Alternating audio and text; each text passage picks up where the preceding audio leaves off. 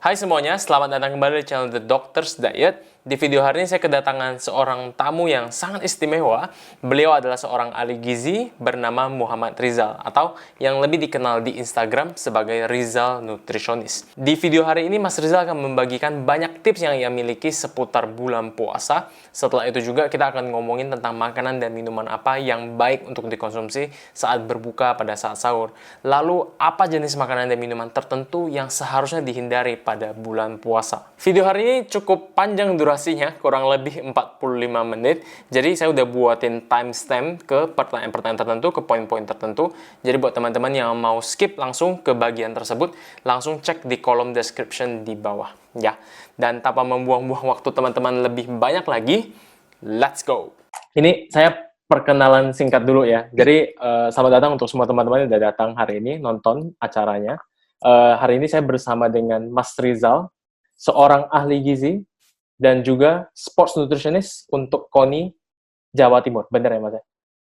Betul. Oke. Terus Mas Rizal ini sebenarnya lebih banyak dikenal di Instagram dengan ID Rizal Nutritionist. Followernya udah 70.000 follower lebih, dan hampir setiap hari saya lihat posting terus tentang masalah nutrisi. Tapi nggak cuma nutrisi doang, karena nutrisi itu sebenarnya bisa membosankan juga. Tapi Mas Rizal ini membawakannya dengan lebih komedi, lebih lucu juga, dengan cara yang lebih santai, supaya teman-teman juga bisa menerima informasi-informasi ini dengan lebih baik. Dan Mas Rizal juga membuat channel YouTube setahu saya, benar ya Mas? Betul, baru aja beberapa bulan, 2 bulan yang lalu, Dok. 2 bulan yang lalu ya bikin ya. Nanti saya taruh di sini juga, YouTube-nya apa, Oke, terima Instagram-nya kasih. apa. Semua teman-teman yang mau lihat, boleh lihat ke sana.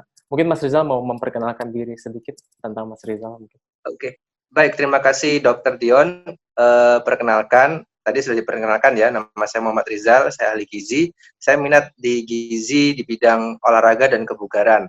Jadi selain di mempelajari bidang gizi, saya juga sekarang lagi lagi mengikuti pelatihan untuk fitness trainer dari Asosiasi Oh, Pelatih Kebugaran Indonesia. APKI. Oke. Ya, Ki. Jadi buat teman-teman yang pengen nanti diajarin push up lalu tangannya patah, atau mungkin sit up lalu perutnya kram, ya bisa hubungi saya karena saya belum lulus. Oke, oke. Oh, berarti Lulus Mas Rizal begitu. ikut itu ya, sertifikasi personal trainernya itu ya, yang dari APKI ya? Ya, ya sertifikasi personal trainer karena emang minat di situ. Saya juga ada rencana mau ngambil sertifikasi itu, cuman ya gara-gara COVID-19 ini akhirnya ini semua Ditunda. akhirnya. Oke. Tertunda semuanya. Nah, jadi hari ini saya dan Mas Rizal sebenarnya Mas Rizal sih bakal banyak ngomong. Saya bakal mewawancarai Mas Rizal. Kita bakal ngomongin tentang berpuasa, terutama selama pandemi COVID-19 ini. Tips-tips apa yang bisa Mas Rizal berikan kira-kira kepada para penonton juga. Dan sebenarnya yang lebih saya penasaran adalah apa yang Mas Rizal lakukan sekarang. Walaupun kita baru masuk hari kedua bulan puasa ya sebenarnya ya, masih di awal. Hari ketiga. Tapi hari ketiga ya, sorry. Tapi saya yakin banget Mas Rizal pasti sudah merasakan ada perubahan-perubahan juga dari tahun yang lalu ke tahun yang ini. Terutama di masa seperti ini, pandemi COVID-19, berbeda sekali nggak Mas dengan yang tahun sebelumnya? Jadi ada sedikit perbedaan sih, Dok. Jadi Mm-hmm. kalau di saat ini itu teman-teman diusahakan untuk benar-benar lebih memperhatikan apa yang dimakan ya. Bukan hanya sekedar memuaskan lidah dan perut. Kalau misalkan Ramadan sebelumnya kita kan bisa tuh biasanya waktu berbuka banyak sekali bazar makanan, Benar. kemudian makanannya masih mungkin kurang makan sayur, kurang makan protein karena pengen makan yang manis-manis gitu ya. Nah, untuk tahun ini karena adanya pandemi ini, teman-teman juga selain memperhatikan lidah dan perut, juga tetap memperhatikan zat gizi yang dibutuhkan tubuh agar kemudian sistem imun kita bisa optimal.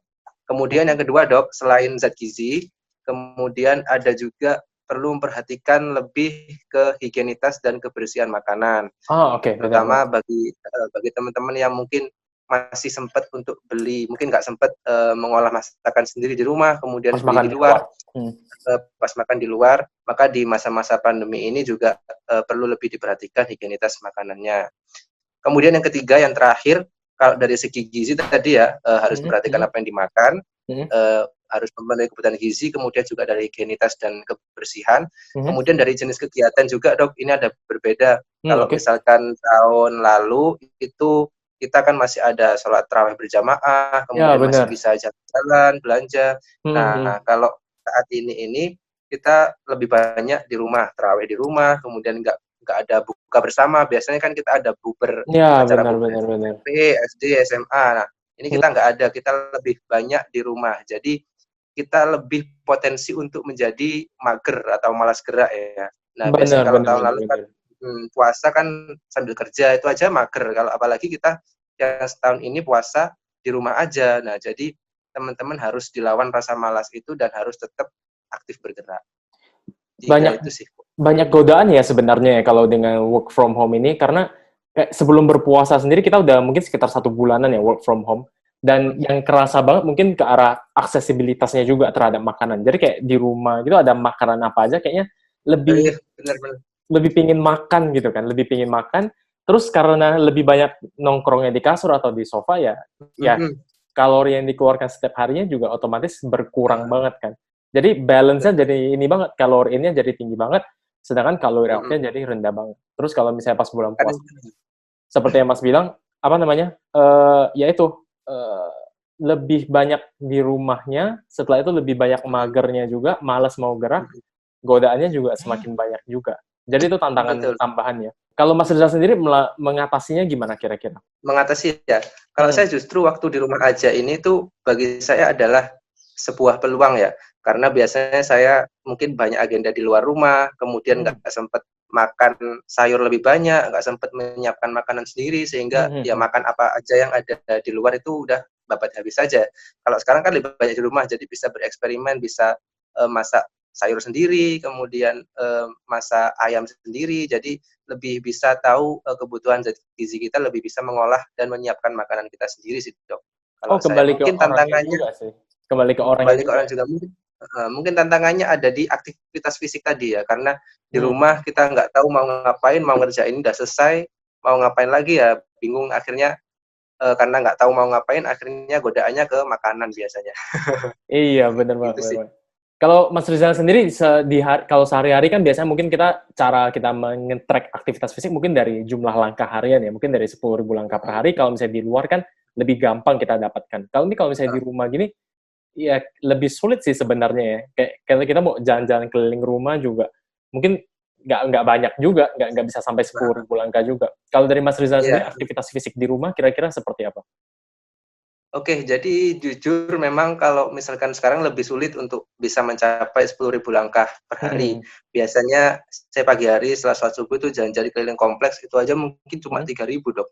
Ya itu, kita menyiasatinya adalah dengan ketika kita kerja mungkin di hadap laptop setiap setiap 1 jam sekali atau mungkin bahkan setengah jam sekali mhm kita kemudian berdiri, kemudian stretching-stretching, mhm mhm kemudian, mhm. intinya bersih-bersih rumah. Intinya gimana caranya kita bisa benar-benar aktif meskipun ya kita usahakan 10.000 langkah, tapi kalau misalkan nggak nyampe pun kita sudah berusaha untuk tetap aktif. Itu sih Dok kalau saya sih Dok. Mencoba ya, setidaknya kita mencoba. Mencoba. Dan ini juga kan sudah 1 bulan ya. Iya, Jadi heeh. sebelumnya saya nge-gym, terus Ya, oke. kemudian gara-gara ini di rumah aja akhirnya Mhm. saya kemarin baru beli alat untuk pull up bar itu, Iya, sama. Saya juga. 300.000 investasi 300.000 jadi setiap hari Iya, bisa latihan pull up, kemudian lainnya bisa push bener. up, squat dan lain sebagainya. Itu sih, Mhm tetap mhm. harus olahraga. Selain alat pull up-nya ada beli yang lain lagi, saya ada beli resistance band juga yang karet itu. Oh, saya belum. Saya cuma Be beli itu, kemudian latihan mungkin push up sama squat sama ya kayak gitu-gitu. Lebih ke Bola arah bodyweight voli kayak gitu. bodyweight workout-nya ya? Body training. Mhm mhm mhm. Oh, berarti sebelumnya memang ya sama sih nasibnya ya, seperti saya sama ya orang-orang lain juga banyak sekali sekarang yang dulunya nge-gym, habis itu tiba-tiba gara-gara Heeh, dan ini akhirnya ya mau nggak mau harus iya, beradaptasi. heeh, Karena kita harus adaptasi. bukan gimana ya, bukan kayak kewajiban lagi sebenarnya berolahraga, udah lebih kayak kenikmatan sebenarnya. Jadi kalau misalnya nggak Kenikmatan. kenikmatan justru bukan kebutuhan. Jadi kayak kalau nggak dipenuhi 1 hari tuh kayak nggak bukan setiap hari, maksudnya kalau nggak Oke, dipenuhi tuh rasanya gimana gitu, ada sesuatu yang oke. hilang rasanya seperti itu kan. Jadi makanya Jadi ada memang level baru ya, kan? nah, iya iya Kewajiban, iya, kebutuhan, kebutuhan, kenikmatan. kenikmatan. Iya, iya nggak sih? Jadi kayak ada rasa nikmat gitu loh sebenarnya dari berolahraga. Jadi setelah berolahraga tuh, saya lupa siapa yang bilang, tapi ada pernah saya dengar di podcast juga, bahwa kayak seperti saat kita berolahraga itu sebagai sebuah bentuk meditasi juga sebenarnya. Ada bentuk Hmm, meditasinya juga. Jadi kayak lebih banyak kita kayak fokus untuk gerakan tersebut, apalagi di gerakan-gerakan yang berat ya, misalnya kita mau nge-squat, deadlift. Sebenarnya kan perlu konsentrasi yang lebih kan. Jadi konsentrasi. ada bentuk meditasi dengan diri sendiri gitu loh. Tapi nggak ada ininya sih, nggak ada sainsnya ya. Cuman saya pernah dengar di podcastnya, saya lupa dari podcastnya siapa gitu. Mm-mm. Tapi ada adaptasi juga ya Mas Rizal dari yang nge-gym itu sekarang Adaptasi. akhirnya ya mau nggak mau harus pasang pull up Iya. bar. Kalau kayak saya pasang. Ah, ah. Kalau untuk Mas Rizal sendiri olahraganya gimana? Terutama ya kalau misalnya pas work from home sebelum puasa sih ya lebih simpel ya, lebih sederhana. Tapi saat berpuasa seperti ini dengan adanya pandemi COVID-19 ini adaptasi yang dilakukan harus berubah lagi kan. Kalau dari Mas Rizal sendiri gimana? Oke, jadi olahraga selama pandemi memang tentu ada yang berbeda ya, karena Hmm. tadi yang ketika tidak ada pandemi kita bisa bebas di tempat fitness. Kalau Hmm. misalkan di pandemi kita mungkin harus lebih membatasi diri sendiri untuk kesehatan diri kita sendiri. Hmm. Apalagi waktu Ramadan seperti ini, kita nanti kalau misalkan latihan terlalu keras, kemudian asupan makanannya mungkin juga kurang, justru Hmm. malah berdampak negatif pada sistem imun kita. Jadi harus Benar-benar. benar-benar diatur. Hmm. Nah, kalau misalkan di Ramadan sendiri ini yang beda adalah ketika sebelum Ramadan mungkin saya bisa latihan pagi hari. Nah, Iya. kalau misalkan pas Ramadan seperti ini mungkin saya geser jadwal latihannya jadi sore hari. Jadi kira-kira mungkin 45 menit sampai 30 menit sebelum berbuka puasa. Latihan yang saya lakukan mungkin nggak banyak sih. Jadi mungkin 3 variasi setiap bagian otot. Jadi Hmm. satu kali variasinya itu 3 kali set kali 10 repetisi. Jadi misalkan untuk bagian back gitu ya, pull Hmm. up, kemudian apa namanya chin up, Hmm. kemudian ada lagi mungkin pakai rowing atau yang sejenisnya seperti itu. Hmm. Hmm. Kemudian kadang-kadang saya juga ada kardio sih 15 menit kayak gitu. Yang kayak di pagi hari Kemudian itu ya. Heeh. Saya nggak kalau sebenarnya kalau olahraga waktu Ramadan ini paling optimal sih, setelah berbuka ya, mungkin setelah sholat tarawih karena kita sudah terisi, banyak makanan, asupan, sehingga kita punya energi lebih untuk Benar. melakukan olahraga. Cuma kalau saya pribadi nggak melakukannya setelah tarawih, Dok, karena setelah tarawih itu biasanya banyak banyak banget aktivitas yang harus saya lakukan. Hmm. Ya, Hmm. baik itu Hmm. aktivitas selama Ramadan sendiri maupun aktivitas pekerjaan. Jadi memang, saya lebih bisa menikmati atau lebih ada waktu untuk olahraga ketika sebelum berbuka, meskipun intensitasnya nggak bisa semaksimal nanti ketika teman-teman latihan setelah tarawih atau setelah berbuka, gitu sih. Hmm. Mohon maaf, sholat tarawih jam berapa ya Mas ya? Setelah tarawih sekitar jam 7 Dok. Jadi kalau di sini sih, di tempat saya sini, Heeh. maghribnya setengah enam. Oh oke, Maghrib setengah setengah enam. enam, kemudian kita baru bisa makan kan. Hmm. Hmm. Kemudian setelah maghrib, mungkin ada waktu jeda 1 sampai 1,5 jam ke Hmm. sholat tarawih. Nah, sholat tarawih itu selesai setengah 8-an lah. Jadi mungkin bisa Oh. mulai latihan setengah 8 atau jam 8 gitu. Mhm. Ini juga yang menurut saya agak-agak tricky ya, untuk umat muslim menjalankan bulan puasa, terus mau berolahraga. Memang sih dari kemarin ada banyak yang nanya ke saya, kayak jam yang paling bagus jam berapa sih sebenarnya? Dan yang saya pikir Mhm. memang terbaik itu memang kalau saya di posisi berpuasa juga, yang kemungkinan besar saya bakal olahraga itu sebelum berbuka. Ya waktu seperti ini 30 sampai 45 menit sebelum mau berbuka itu sendiri. Jadi Heeh. saat kita sudah berolahraga dengan intensitas yang rendah, habis itu bisa langsung dibatalkan kan istilahnya nanti pas Mhm sudah mhm berbuka. mhm. Dan kalau misalnya kita Mhm. mau berolahraga setelah sholat tarawih pun, waktu tidurnya yang saya agak-agak khawatir, karena jam Oh, tidurnya nanti gitu. bakalan kepotong banget kan, karena sahurnya besok pagi bangunnya jam berapa biasanya kalau Mas Rizal? Jam 3 setengah 4. Jam 3 setengah 4. Nah iya, berarti kalau misalnya kita olahraga maksimal pun sampai jam 9, masih mau mandi dan lain sebagainya, selesai setengah Heeh, 10, tidurnya paling cuman 5 setengah, 6 jam doang kan? 5 setengah. Nah, cuma positifnya sih karena sekarang lagi work from home kan ya, Dok, ya. Jadi Oh iya. teman-teman mungkin habis habis subuh bisa tidur lagi. Oh iya, bener sih. Oh iya, iya, iya, iya. Jadi Bisa setidaknya gitu. ya olahraga agak malam, nggak apa-apa, tidurnya agak malam, bangun pagi, sahur, Tidurnya habis itu tidur molor. lagi. Tidur lagi. Oh Tapi iya, iya, iya. juga perlu diperhatikan setelah sahur jangan langsung tidur, tapi mungkin setelah Nah, sahur, saat subuh, mhm, mungkin jam 5 atau jam 6 ya, jam 6 lebih baik di atas jam 6, mhm, mhm. karena memang setelah sholat subuh langsung tidur pun sebenarnya kurang baik sih dok, Benar. baik dari segi agama maupun dari segi kesehatan. Dan juga Mhm, setelah mhm. sahur langsung tidur juga kurang baik karena mungkin pencernaannya belum selesai kita sudah tidur. Jadi itu juga perlu diperhatikan juga sih Benar, benar, sebenarnya. benar. Ada juga yang nanya kepada saya, gimana kalau misalnya kita olahraganya setelah sahur atau sebelum sahur? Ada yang nanya juga seperti itu. Kalau menurut Mas Rizal gimana? Oke, kalau sebelum sahur sih bisa sebenarnya karena kita masih ada asupan ya. Cuma Mhm. mungkin agak jarang kayaknya orang yang ya siapa sih yang mau olahraga jam 2 malam gitu, jam Iya, 1 itu malam gitu. juga. Nah, kalau misalkan setelah sahur sendiri sih, kalau saya pribadi nih ya, mungkin ada Mhm, beberapa teman-teman yang menyarankan, tapi kalau saya pribadi sih kurang menyarankan karena mhm. setelah olahraga nanti energi kita habis, kemudian mungkin kalau misalkan cairan tubuh kita juga berkurang, padahal Benar, kita benar. masih ada jam puasa yang begitu panjang sekitar 14 jam. Nah, itu yang dikhawatirkan nanti kita akhirnya lemes, dehidrasi ataupun hal-hal yang lainnya. Iya, benar, benar, benar, benar. Jadi memang sih sebenarnya pilihan terbaiknya lebih ke arah yaitu sih 30 sampai 45 menit sebelum berbuka atau kalau misalnya enggak setelah sholat tarawih, tapi harus ya setidaknya pastikan tergantung dengan kebiasaannya juga, tergantung dengan jadwal aktivitasnya juga. Kalau kayak Mas Rizal kan nggak bisa karena ada banyak acara dan lain sebagainya.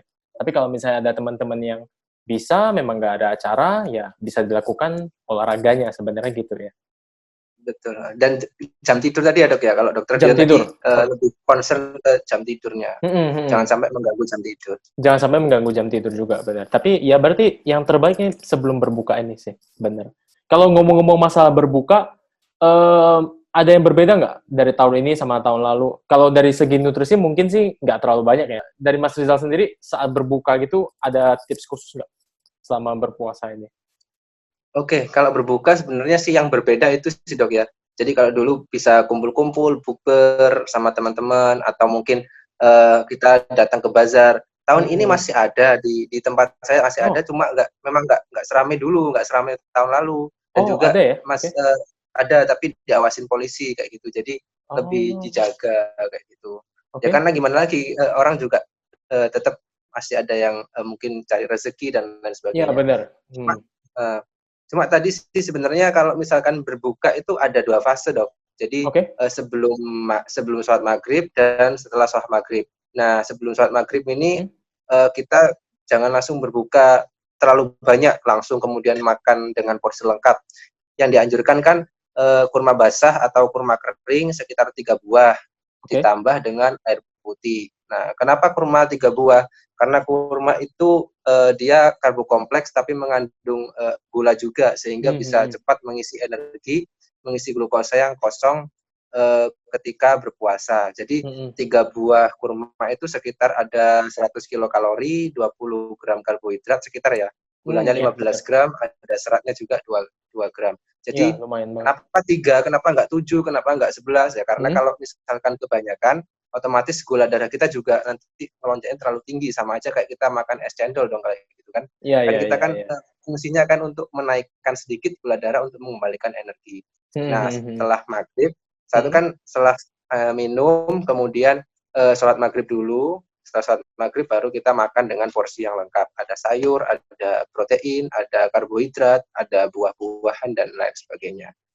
Kayak gitu, hampir sama sih sebenarnya dengan tahun lalu. Mhm, hampir hampir sama dengan tahun lalu juga saya rasa, dan sebenarnya untuk makan di bulan puasa mah sebenarnya hampir sama dengan pola makan gizi seperti semestinya sebenarnya. Cuman banyak orang yang Betul. membeda-bedakan kayak istilahnya, gimana ya caranya diet selama bulan puasa? Menu berbuka sama menu sahur untuk diet di bulan puasa tuh seperti apa? Dan sebenarnya jawabannya ya makan yang Ya, seharusnya sebenarnya, tidak berlebihan kan sama aja. sebenarnya. Betul, Sama betul, aja kan sama aja. sebenarnya. Heeh, sama aja. Iya, itu yang saya agak ini juga. Jadi, selama bulan puasa ini sebenarnya kalau kita mengikuti, aturannya istilahnya, kita makan cuman pada saat berbuka, itu, terus habis itu pada saat sahur kita makan. Setelah berbuka biasanya ada makanan lain lagi nggak, Mas? Ada snack-snack kecil nggak? Kalau kalau saya sih setelah maghrib itu kan makan besar ya, biasanya Mhm? terus setelah tarawih atau sekitar jam 8 jam 9 biasanya saya ngemil, saya snack. Oh, Snack-nya oke. bisa, snack itu bisa berupa susu atau mungkin, ya snack yang ada lah, yang penting kita usahakan agar asupan, zat gizinya baik itu makro maupun mikronya terpenuhi, bisa buah-buahan, susu, yogurt. Itu adalah beberapa alternatif yang bisa. Roti gandum dan selai kacang mungkin itu juga Oh bisa. iya, simple. Itu juga mudah banget sebenarnya untuk dimakan. Berarti Hmm. total jumlah makannya kan pada saat berbuka itu, setelah itu Hah? snack kecil, setelah itu pada saat sahur. Yang sahur hampir sama dengan yang makan pada saat berbuka juga kan ya, Mas? Oke, yang sahur sama dengan yang berbuka, cuma Mm. mungkin nanti ada aturan-aturannya mungkin Oh, kayak misalkan kurangin makanan-makanan yang manis, oke. kurangin makanan yang asin, Mm. kemudian kurangin makanan yang pedas, terlalu berlemak dan Mm. yang menimbulkan gas. Ini boleh Oh, didetailkan sedikit nggak, Dok? boleh, boleh, boleh, boleh, boleh. Silakan, Mas. Oke. Jadi kenapa kurangi makanan yang manis? Karena kan Mm. ketika kita konsumsi makanan manis, glukosa kita akan naik tinggi, Mm. tapi nanti turunnya juga drastis sehingga kita cepat lemes. Jadi kalau GI bisa ya? pilih karbohidrat yang kompleks ya, GI dan GL juga, glycemic Mm. load. Mm. Mm. Oke. Kemudian kenapa nggak boleh asin? Jangan terlalu asin ya, karena ketika kita terlalu banyak mengkonsumsi makanan asin, nanti Mm. kita akan membuat cepat haus ya, karena kan asin itu menarik cairan-cairan di dalam tubuh sehingga kita cepat haus. Mm. Kemudian jangan terlalu pedas dan terlalu berlemak dan menimbulkan gas. Contoh makanan yang menimbulkan gas apa? Misalkan brokoli, kemudian kubis dan sejenisnya. Itu kenapa tiga itu sebaiknya dikurangin karena nanti mungkin bisa berpengaruh pada proses pencernaan kita. Mungkin nanti yang makan terlalu pedas nanti mungkin perutnya sakit, diare Mm. atau dan lain sebagainya sehingga bisa nanti menyebabkan puasa itu sendiri nanti kurang merasakan kenikmatan gitu. Yang terakhir usahakan cairannya tercukupi sih, Mm. asupan cairannya air minum 8 sampai 12 gelas per hari. Tetap 8 itu sampai harus. 12 gelas ya. Pada saat sahur mungkin ada panduan lebih jelasnya lagi nggak tentang cairan, Mas? Harus lebih banyak Oke, atau gimana? kalau ini saya pribadi ya kan Hmm. 8 gelas itu bisa dibagi di seluruh hari. Tapi Hmm. kalau Hmm. saya biasanya bangun tidur mau sahur 1 gelas. Hmm. Kemudian makan, setelah makan 1 gelas lagi, Hmm. 2. Kemudian sebelum subuh 1, 3. Hmm. Jadi Hmm. ketika sahur 3, sisanya 5 ketika nanti berbuka sampai malam. Jadi sebelum maghrib waktu adzan tiba 1, Satu. 4. Kemudian setelah maghrib 1, 5. Hmm. Kemudian makan, habis makan mau isya 1, 6. Hmm. Oke, terus setelah isya 1, 7. Terus mau tidur 1 lagi 8. Udah 8. itu. Itu udah minimal banget sih kayaknya ya. Pasti masih bisa lebih dari itu sih sebenarnya ya. Bisa lebih. Belum lagi usahakan makan makanan sayur-sayuran yang berkuah banyak, yang berkuah misalkan sayur sop, sayur asem atau sayur bayam kayak Hmm. gitu kan Hmm. kuahnya juga banyak. Kemudian konsumsi buahnya juga usahakan yang tinggi air misalkan apel, pir, jeruk, bengkoang, melon, semangka kayak gitu-gitu sih. Itu bisa mencukupi. Oh. Khusus untuk cairan ini lebih kita perhatikan sebenarnya pada saat sahur ya, karena setelah sahur kan kita mau status hidrasi kita baik untuk saat kita berpuasa di hari esoknya. Oke, Bener ya? betul betul. Benar benar. Oh. Sebenarnya pada saat berpuasa seperti ini, terutama di waktu pandemi COVID-19 ini, yang paling penting sebenarnya yang pernah Mas bilang tadi itu di awal itu, perhatikan apa yang dimakan dan gizinya memang harus optimal. Karena pada saat kita berpuasa, otomatis jumlah kalorinya pasti turun banget nih sebenarnya. Ya nggak turun banget lah ya, tergantung dari berapa banyak yang kita makan Tergantung dari orangnya. sebenarnya. Bisa bisa juga berlebihan ya, bisa juga berlebihan. Bisa Tapi kalau secara teorinya harusnya berkurang karena kan kita makan harus cuman pada saat berbuka snack kecil sekali, habis itu pada saat sahur juga pasti berkurang lah. iya Mas sendiri betul. ada ini nggak? Mas Harus. kita ada yang ngitung nggak kalorinya selama berpuasa? Kalau misalkan saya ngikutin pola makan yang seperti biasa Aha, di sebelum sebelum puasa itu pasti berkurang. Berkurangnya bisa kalau saya pernah ngitung mungkin sekitar 500 sampai 700. Karena per kan hari. Wow, biasanya oke. biasa berkurangnya karena biasanya makanya saya biasanya turun berat badan sampai 3-4 kilo kalau setelah puasa itu. Oh, oke. Heeh. Jadi kalau misalkan makan sebelum puasa kan 3 kali tuh bisa Mhm, ditambah mhm. snack dan sebagainya. Nah Iya. kalau misalkan puasa ini cuma bisa makan 2 kali plus snack 1. Jadi mungkin kurang. Jadi biasanya saya sendiri ya pribadi ya agak mengizinkan saya untuk makan sedikit bebas sedikit. Jadi kadang-kadang cemilannya juga Hmm.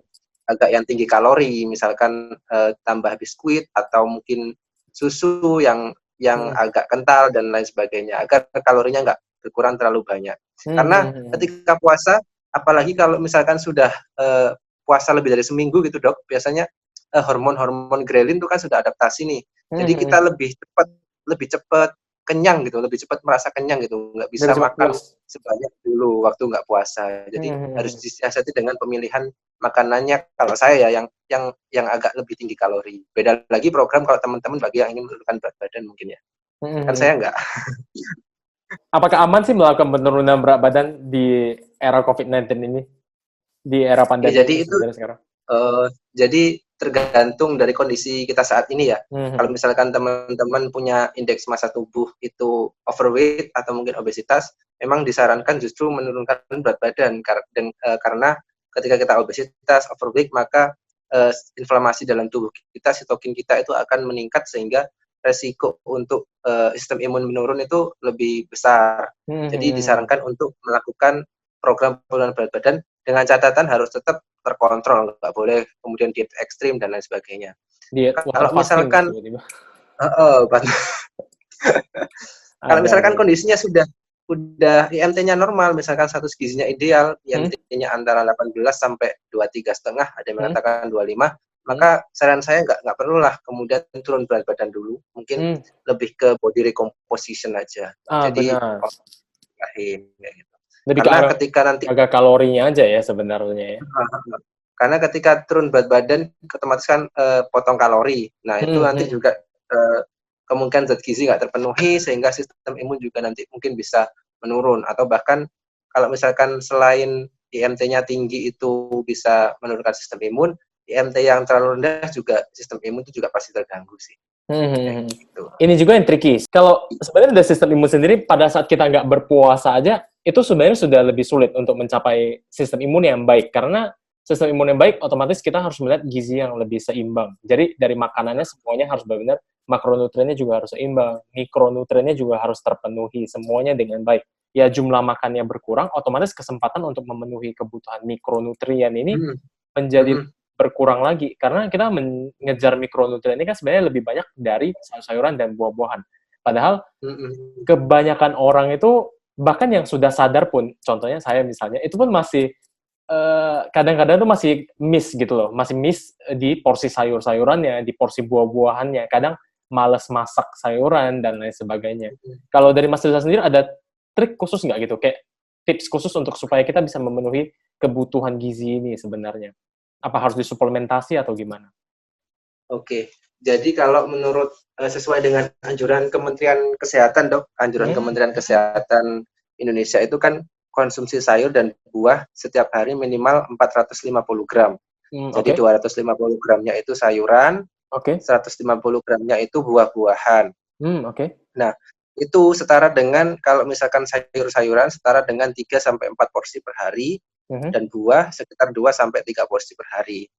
Nah, kalau oke, misalkan puasa seperti ini, tetap utamakan dari yang eee, real food dulu, dari sayuran dan buah-buahan. Cuma kan mhm, kadang karena buah dan sayuran itu memang, dia lebih cepat mengenyangkan ya, mungkin nggak sampai apalagi makan waktunya cuma 2 sampai 3 kali doang ya, kadang udah bener. kenyang 2 kali. Nah, mungkin bisa ditambah, dengan asupan suplementasi, tapi tetap itu bukan yang utama. Memang harus dari Suplemen mungkin dulu ya. multivitamin kayak gitu-gitu, apalagi di kondisi seperti ini. Kalau misalnya sayur 3 sampai 4 porsi saya rasa tidak terlalu sulit juga ya sebenarnya. Satu porsi Sebenarnya kalau saya ini satu genggam gini ada nggak Mas kira-kira satu genggam tangan kita satu porsi? satu porsi satu porsi itu sekitar semangkok atau 1 genggam lah, bisa lah, Kira-kira kan ya. Berarti sebenarnya kalau kita kira-kira. makan besarnya 2 porsi, habis itu sahurnya juga 2 porsi, buah-buahannya kita bisa split mungkin setelah tarawih itu juga sebenarnya bisa Bisa ya bisa. penuhi ya. Harusnya bisa, harusnya bisa. Saya Hmm. bisa sih, saya bisa, Hmm, hmm, hmm. tergantung orangnya, saya bisa. Tergantung orangnya juga sebenarnya mau ngejar sayur-sayuran apa enggak. Dan kalau misalnya di rumah juga sebenarnya kekejar sih kalau saya rasanya 3 sampai 4 porsi sayur-sayuran. Apalagi sekarang di rumah terus ya, Dok, ya, harusnya Mhm. kekejar. Harusnya kekejar. Cuman triknya lagi karena kita WFH sekarang nggak bisa terlalu banyak keluar adalah menyimpan sayur-sayuran ini. Mas Rizal sendiri menyimpan sayuran kira-kira gimana di rumah? Ada trik khusus nggak Kalau tuh? saya pribadi Kalau saya pribadi nggak nyimpen sih, karena Heeh. setiap hari masih bisa ke pasar alhamdulillah. Oh, oke. Karena belum terlalu ketat di sini karena, saya kan lagi di rumah bukan di Surabaya. Kalau di Surabaya mungkin sudah agak sepi, cuma Iya, kalau benar. di daerah saya saat ini itu Mhm mhm. masih belum belum terlalu ketat. Jadi setiap hari masih bisa ke pasar, cuma ya itu tetap harus dijaga benar-benar agar jangan sampai kita beresiko terkena, virus itu, pakai Mhm masker dan mhm. lain sebagainya. Pakai masker, jaga Cuma kalau kebersihan tangan, nggak bawa handphone gitu-gitu heeh. ya? Cuma kalau teman-teman mau stok makanan di, kulkas sih bisa, kalau misalkan pilih sayur-sayurannya juga bisa, contohnya mungkin yang, lebih awet ya, contohnya mungkin bisa tomat, polong-polongan, atau mungkin teman-teman mau, stok frozen food itu juga bisa, karena ternyata setelah saya baca-baca antara frozen food dan, makanan yang nggak di-frozen itu sebenarnya kandungan gizinya nggak ada bedanya dari segi kandungan Sayuran ya gizi. ini ya? Ngomongin Ya, sayuran kan kita ya? baik sayuran, baik daging dan lain sebagainya sama. Oh, oke. Oh, sebentar, tapi kalau kayak processed foods kayak seperti nugget dan sosis, Oh, itu beda, beda itu ya? bukan frozen food, itu Ya, udah processed food ya. proses Kalau itu frozen processed foods ya berarti ya itu ya? Ini juga frozen real foods ya heeh. berarti ya? Nah, itu banyak natriumnya tuh, jadi Iya. hati-hati nanti cepat haus. Mhm. Natriumnya banyak makanan-makanan kaleng itu. Iya iya iya. Makanan kaleng juga sebenarnya, strict selama COVID-19 ini saya sendiri sebenarnya di Batam tuh masih diperbolehkan sih kayak ke pasar dan lain sebagainya, cuman saya sendiri juga yang khawatir, agak-agak takut juga. Jadi akhirnya sekarang lebih banyak kayak 10 hari sekali ke supermarket Oh, akhirnya beli ngestok sayur-sayuran, ya? nyetok akhirnya, lebih banyak ke nyetok sih. Daging lebih banyak sih dibekukan langsung ya, bersihkan lalu dibekukan. Kalau sayur-sayuran ya itu sih, pilihnya yang lebih bisa tahan lebih lama, buah-buahan juga gitu. Pilih yang lebih bisa tahan lama aja sebenarnya kalau saya lihat. Agar bahan makanan kita itu awet atau enggak itu dari segi penanganannya sih. Kalau Oh, penanganannya oke. bener sih, bisa lebih awet. Kayak misalkan Hmm. penyimpanan telur itu gimana yang awet, penyimpanan daging itu harus seperti apa biar awet, penyimpanan sayur, buah-buahan itu bagaimana biar awet. Nah, itu nanti kalau misalkan mau dibahas di sini lebih panjang lagi dong, detail. Iya iya iya. Ya itu panjang banget sih. Mungkin Mungkin lain bisa kali nih. bisa bisa lain kali nanti lah. Ya boleh boleh boleh boleh. Saya kembali sedikit ke masalah sahur. Mas Rizal ada Mhm, ngomong sedikit tentang masalah gula. Ini juga sempat saya bahas di video saya juga. Masalah ke mhm, glycemic index sebenarnya. Pada saat sahur itu kan itu juga penting untuk diperhatikan. Ini yang mungkin berbeda ya untuk sahur dan untuk berbuka sebenarnya. Kalau di berbuka mungkin kita tidak terlalu perlu memperhatikan GI dari makanan. Tapi kalau untuk sahur saya rasa penting sekali untuk memperhatikan GI ini. Kebanyakan orang kalau dengar GI itu mungkin lebih langsung mikir kayak roti putih jelek, roti tawar jelek. Padahal dari yang saya pelajari adalah kalau GI dari roti tawar sendiri itu kan bisa kita turunkan kan. Dari meal itu sendiri kan mhm, bisa kita turunkan. Jadi ya maksudnya tidak selalu bahwa makanan dengan GI tinggi itu jelek. Seharusnya seperti itu mhm, ya. Bahwa kita mhm, bisa atur dia supaya GI-nya juga menjadi lebih menengah supaya istilahnya mhm, gula darah hariannya selama berpuasa juga lebih baik. Kalau dari Mas Rizal mhm. sendiri, untuk sahur ada menu khusus nggak kira-kira? Punya Mas Rizal? Oke oke. Jadi sebelum, ngomong menu tadi terkait GI ya, Dok, ya. Jadi Mhm, GI tinggi itu nggak selalu buruk, tergantung konteksnya, tergantung tujuannya mhm, juga. Kalau mhm. misalkan setelah olahraga atau mungkin pas berbuka karena setelah Iya, habis puasa lama, itu GI tinggi justru dibutuhkan dalam porsi yang tepat untuk mhm, cepat mengembalikan energi, mhm, seperti itu. Nggak harus berarti nggak selalu buruk. Nah, kalau tips dari saya sih waktu, sahur ya, sebenarnya nggak neko-neko sih, biasa ikut, gizi seimbang. Coba teman-teman cari isi piringku ya, keyword di Google, isi mhm. piringku, di situ sudah ada panduan, template, piring gimana ngisinya, jadi saya ngikutin itu aja sebenarnya. Jadi karbohidratnya itu sekitar, 2/3 dari piring, kemudian ada protein, ada sayur, ada buah-buahan, jadi lengkap.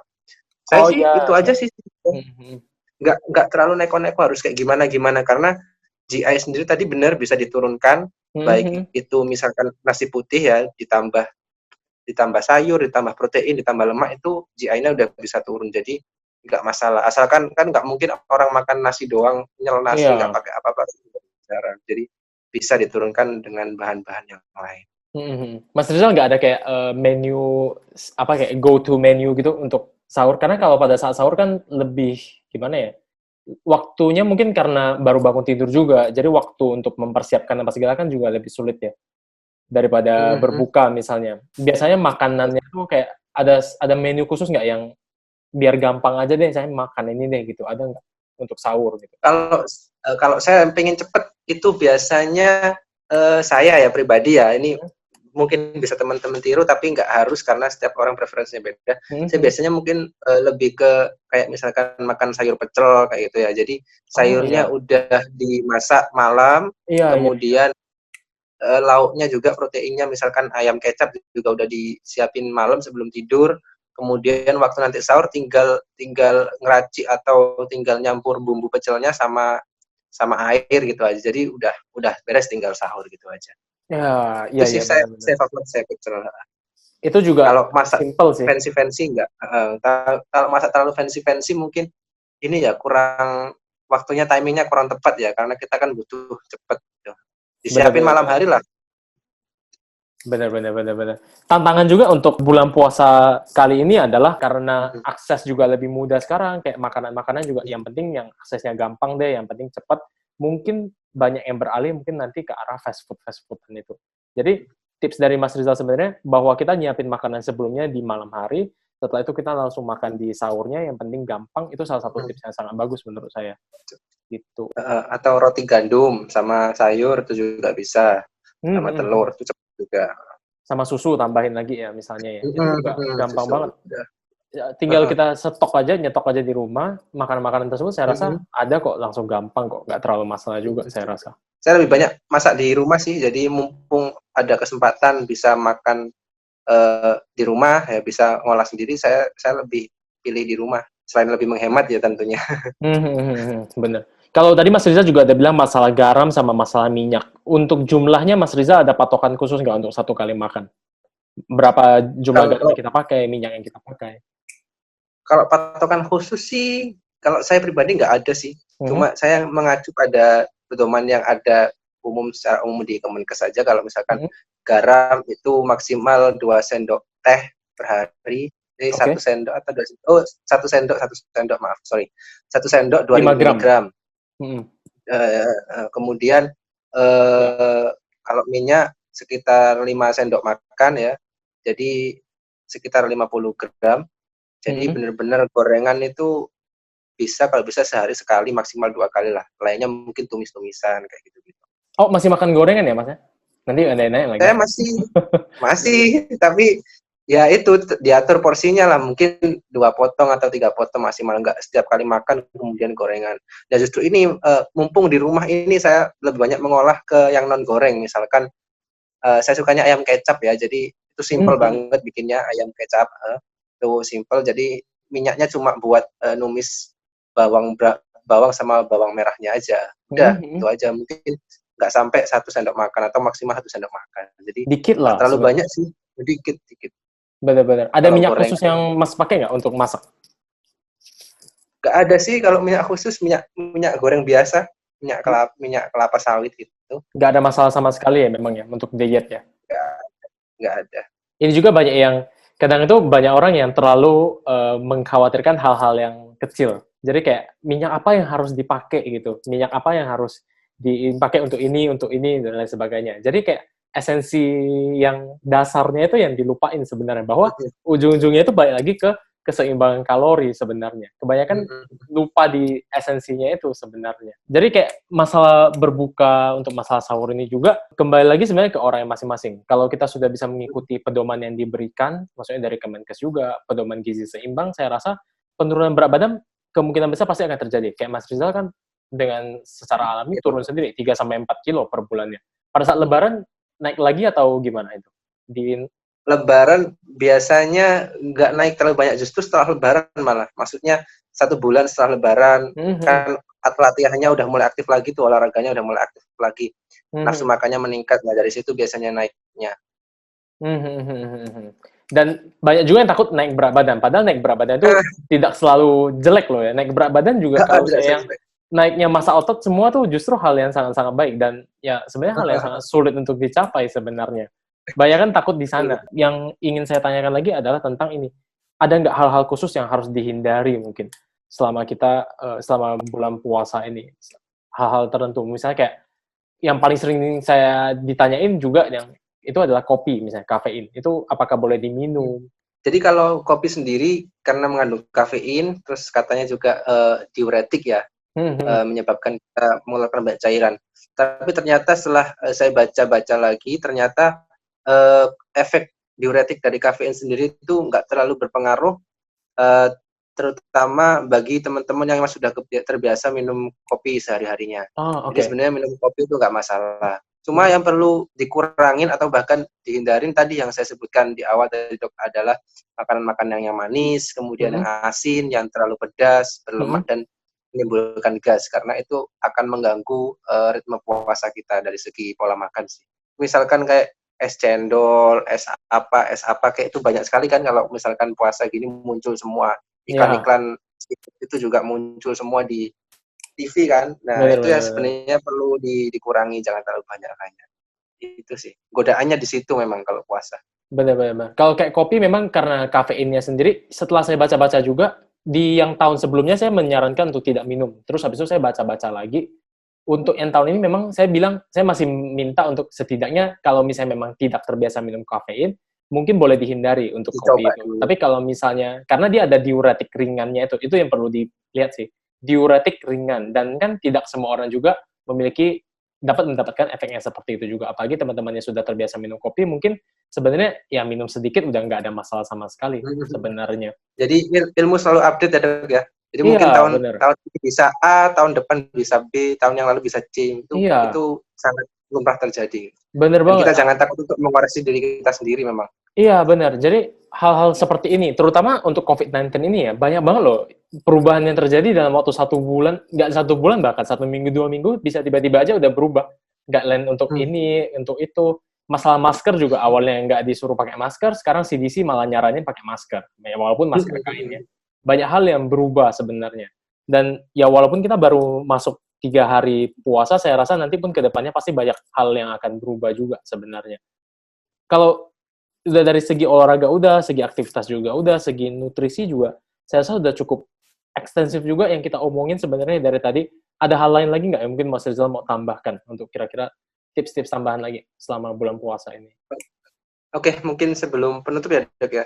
Boleh, boleh. Intinya adalah kesimpulannya adalah puasa tahun ini dan puasa tahun lalu itu dari segi gizi tidak begitu ada perbedaan yang signifikan. Tetap Hmm. ikutin pedoman gizi seimbang, kemudian saran-saran yang kita diskusikan tadi. Hmm. Cuma memang tahun ini kita harus benar-benar mengurangi aktivitas di luar rumah. Misalkan yang tahun lalu kita bisa tarawih berjamaah, kemudian buka bersama bareng, kemudian ada bazar dan sebagainya. Kita kurangin aktivitas-aktivitas di luar itu sendiri karena itu terutama untuk menjaga kesehatan diri kita sendiri. Toh Hmm. juga ada penelitian memang kalau misalkan puasa itu bisa menurunkan sistem imun, tapi ternyata penurunannya itu nggak terlalu signifikan. Jadi puasa masih aman, terutama di masa-masa COVID-19 ini, asalkan tadi kita bisa memperhatikan dan memenuhi kebutuhan zat gizi yang dibutuhkan tubuh kita.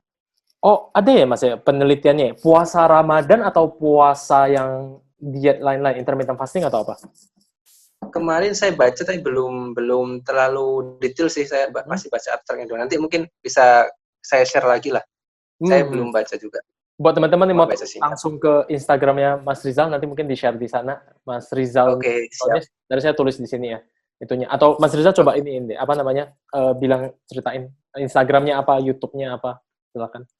Oke, oke teman-teman. Jadi terima kasih Dok waktunya. Jadi teman-teman bisa follow saya di Instagram @rizalnutritionist. Saya juga baru bikin YouTube, masih ada sekitar 5 video sih, belum banyak. Mhm, 5 mhm. video tentang diet. Kemudian YouTube-nya, channelnya namanya juga sama, Rizal Nutritionist. Kemudian saya juga sekalian promosi dikit ya Dok ya, Iya, boleh boleh bikin boleh, buku, silakan.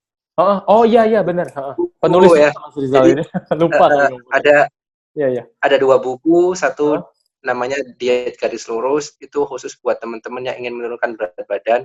mhm. Jadi di situ ada garansi 3 bulan akan turun berat badan, ada programnya kalau nggak turun nanti uang dikembalikan Oh, oke. dan lain-lainnya ada program. Jadi bukan hanya buku tapi program. Kemudian Oh, yang kedua buku dan buku plus program ya di dalamnya itu ya. Saya dari dulu program. kira cuma buku loh. Ada Oh. programnya di situ. Oh, Jadi oke kayak oke. semacam program online coaching gitu. Oh, oke oke oke. Sip. Heeh. Nah, satu bukunya lagi, Mas? Terus yang satu bukunya lagi saya nulis dengan teman saya dari mana itu ya? Dari mana? Yang itu apa? Asian Games kemarin tuh? SEA Mana? Games. Ya, Nah. Asian Games yang di Oh, Jakarta itu. Palembang. Palembang. Oh Iya, iya. iya, dari Palembang. Nanti kalau Iya. misalkan yang nonton ya. Jadi bukunya berjudul Paham Gizi Sebelum Resepsi. Jadi buku itu diperuntukkan untuk teman-teman yang mau menikah, persiapan sebelum menikah, karena menikah Oh. itu bukan cuma tentang cinta ya, tapi harus ada persiapan fisik, mental, finansial, dan lain sebagainya. Nah, buku itu adalah persiapan gizi dan kesehatan untuk menuju jenjang pernikahan. Itu aja sih. Dua Benar-benar. itu.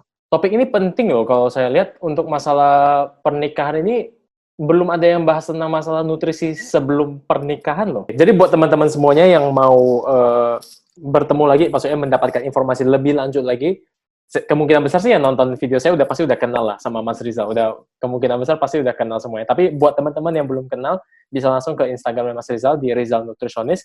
Setelah itu juga ada YouTube channel sama Rizal Nutritionist juga. Selain itu buat teman-teman yang mau mengikuti online coaching, bisa membeli buku Mas Rizal ya, di buku Diet Garis Lurus.